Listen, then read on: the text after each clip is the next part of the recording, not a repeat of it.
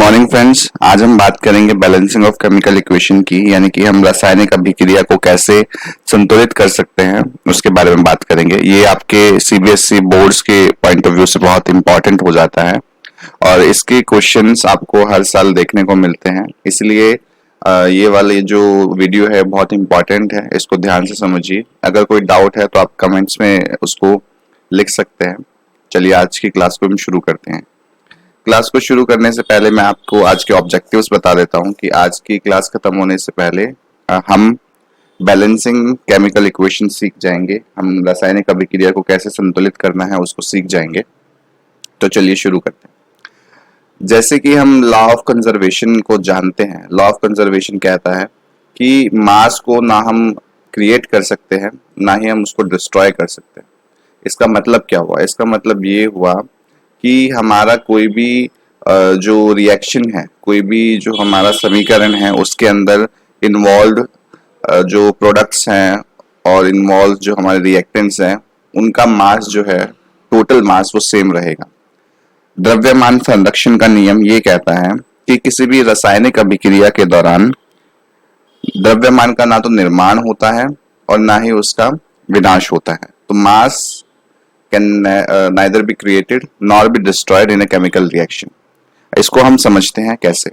जैसे कि हमारा ये रिएक्शन दिया हुआ है Fe plus H2O gives us Fe3O4 plus H2। ये हमारा एक केमिकल रिएक्शन दिया हुआ है। इस केमिकल रिएक्शन में जो हमारा जो हमारा मास होगा इन सब का, रिएक्टेंट्स का, और जो मास होगा प्रोडक्ट्स का, वो क्या रहेगा? वो सेम रहेगा। टोटल मास क्या रहेगा? सेम रहेगा। हमारा जो हमारे उत्पाद हैं और जो हमारे अभिकारक हैं, उन सब का जो द्रव्यमान है वो बराबर रहेगा, केमिकल रिएक्शन होने से पहले और केमिकल रिएक्शन होने के बाद। अब ये केमिकल रिएक्शन को हम समझते हैं कैसे हो रहा है। देखो, जब भी हमारा केमिकल रिएक्शन होता है एक एरो लिखा जाता है बीच में। इस एरो का मतलब है वो समझते हैं। जैसे कि हमने पिछली वीडियो में भी डिस्कस किया था, एक बार मैं फिर से बता देता हूं। ये एक हमारा एरो लिखा जाता है। इस एरो से लेफ्ट हैंड की तरफ जो हमारे लिखे जाते हैं, इनको हम बोलते हैं रिएक्टेंट्स, यानी कि रिएक्टेंट्स को हम बोलते हैं अभिकारक।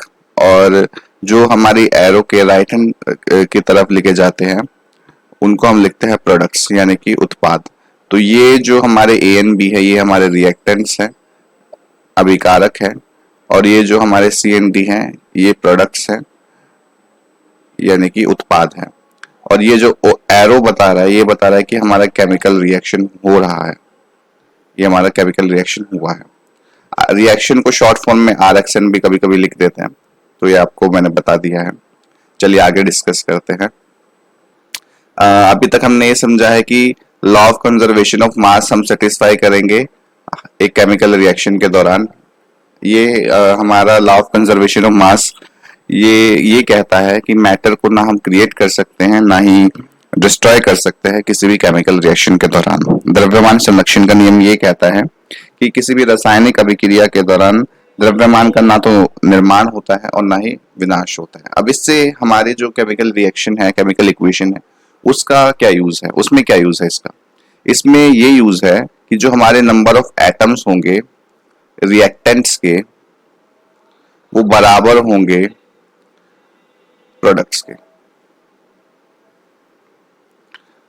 अभी इसको समझते हैं ये कैसे होगा। जैसे कि हमें केमिकल रिएक्शन दिया हुआ है, ये हमारा केमिकल रिएक्शन है।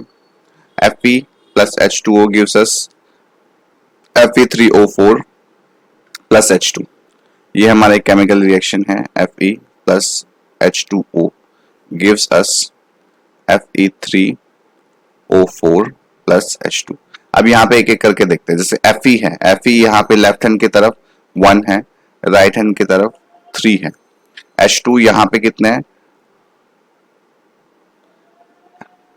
H हाइड्रोजन, H2 नहीं हाइड्रोजन, सिर्फ हाइड्रोजन। H यहाँ पे कितने हैं? 2 हैं।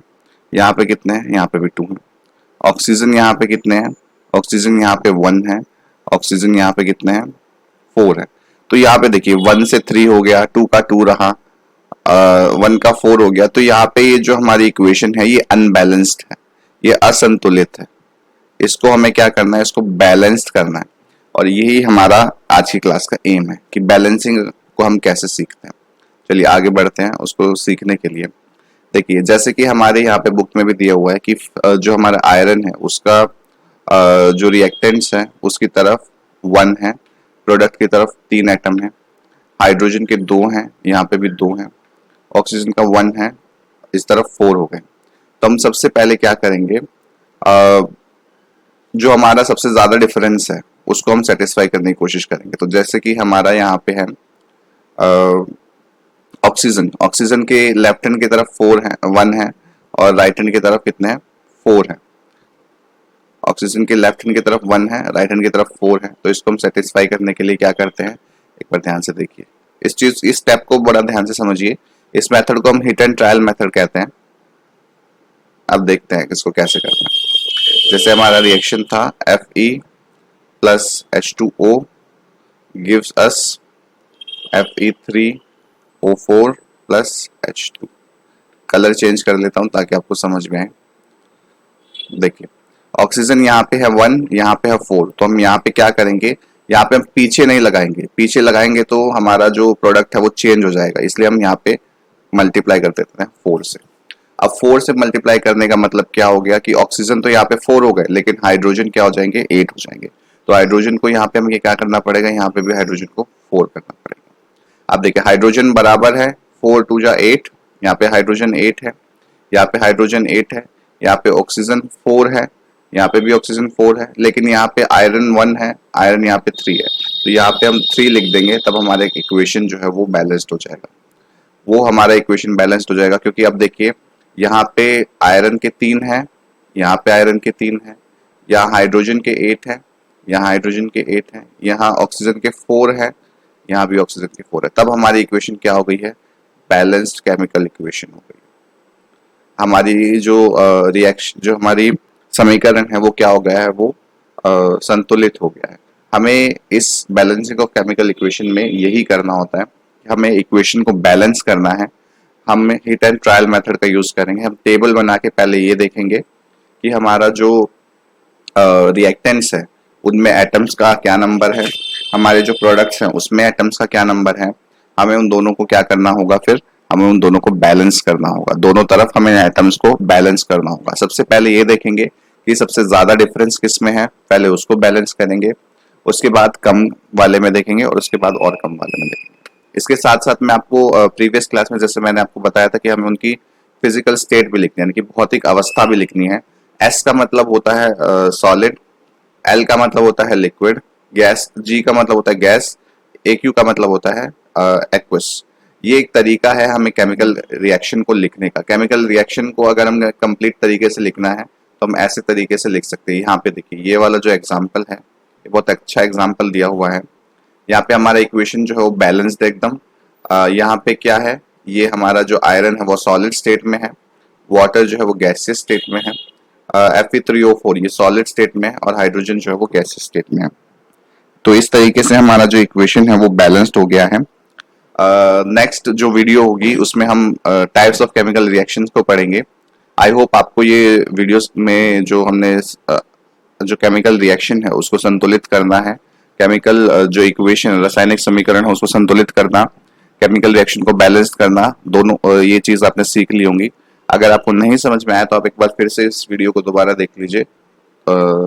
आई होप ये क्लियर होगा आपको। अगर आपको फिर भी कोई डाउट है तो आप कमेंट सेक्शन में उसको छोड़ सकते हैं, मैं वहां से उसको एक्सेस करके आपके डाउट को क्लियर करने की कोशिश करूंगा। Thank you so much.